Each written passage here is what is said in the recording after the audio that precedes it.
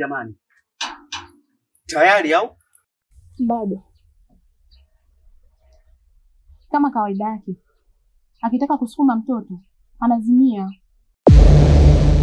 Bwana Jeje, mimi naona kama unamkosea Mwenyezi Mungu. Umewezaje kuingia kwenye mahusiano hali ya kuwa ule binti hujamuoa? Tayari sasa umeshakutana kimwili. Na wakati Mwenyezi Mungu ukiangalia katika Qur'ani, Mwenyezi Mungu anasema toeni wanawake pasipo kuadhimu. Toeni wanawake pasipo kuingilia kimwili. Kwa nini umefanya hivyo?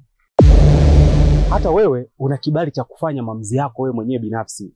Mke wangu, kwenye hilo hata sijakeleka. Ningekuwa nimekeleka hata ngumi ningerusha pale. Lakini mke wangu, moyo mweupe, kiroho safi kabisa. Hata kama mume wangu, mimi ni mkeo. Unapaswa kunionea wivu. Mimi nilitarajia pale utapaniki yani. Ninakuona uko nomo tu mume wangu kweli.